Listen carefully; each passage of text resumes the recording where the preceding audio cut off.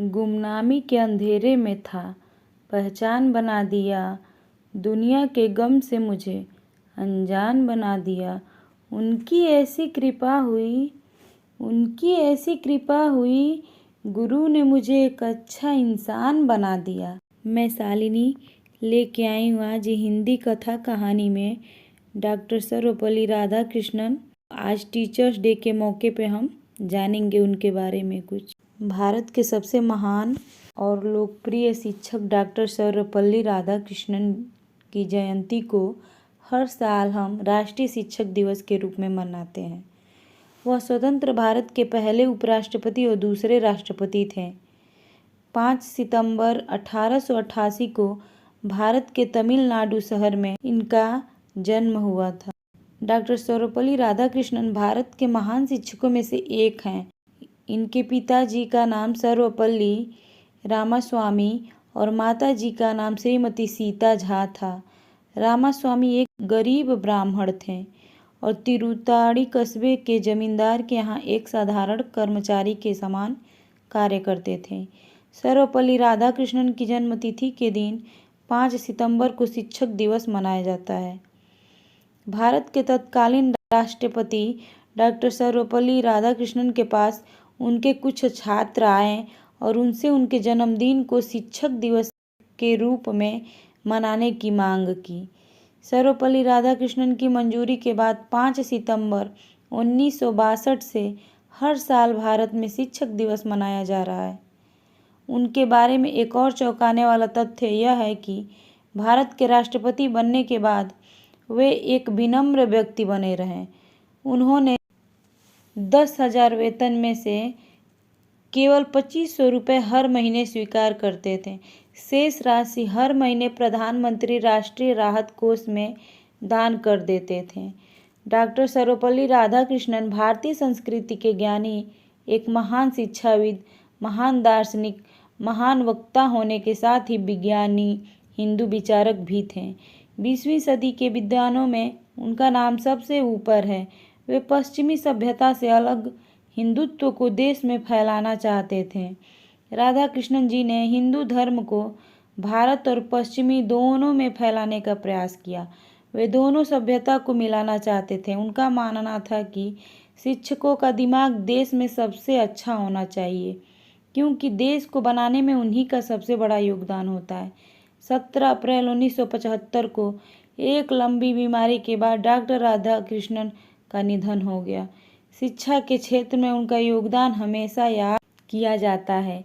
इसलिए 5 सितंबर को शिक्षक दिवस मनाकर डॉक्टर राधाकृष्णन के प्रति सम्मान व्यक्त किया जाता है।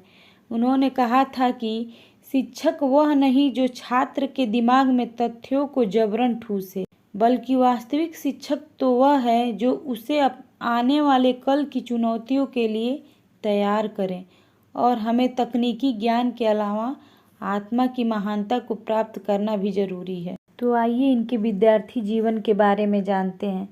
राधाकृष्णन का बाल्यकाल तिरुतनी एवं तिरुपति जैसे धार्मिक स्थलों पर ही व्यतीत हुआ। उन्होंने प्रथम 8 वर्ष तिरुतनी में ही गुजारे। यद्यपि उनके पिता पुराने विचारों के थे और उनमें धार्मिक भावनाएं भी थे, इसके बावजूद उन्होंने राधाकृष्णन को क्रिश्चियन मिशनरी संस्था लूथरन मिशन स्कूल तिरुपति में 1896 से 1900 के मध्य विद्या अध्ययन के लिए भेजा। से 1904 की उनकी शिक्षा वेल्लूर में हुई। इसके बाद उन्होंने मद्रास क्रिश्चियन कॉलेज में मद्रास में शिक्षा प्राप्त की। वह बचपन से ही मेधावी थे। इन 12 वर्षों के अध्ययन काल में राधाकृष्णन ने बाइबल के महत्वपूर्ण अंश भी याद कर लिए। इसके लिए उन्हें विशिष्ट योग्यता का सम्मान प्रदान किया गया। इस उम्र में उन्होंने स्वामी विवेकानंद और अन्य महान विचारकों का अध्ययन किया।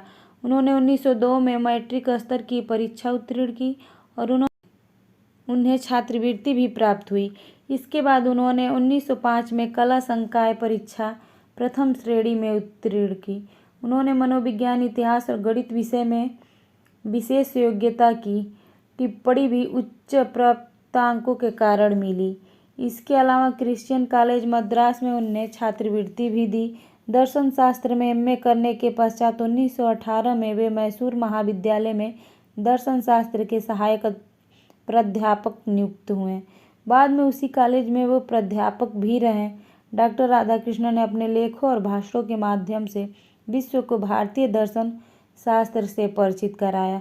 सारे विश्व में उनके लेखों की प्रशंसा की गई।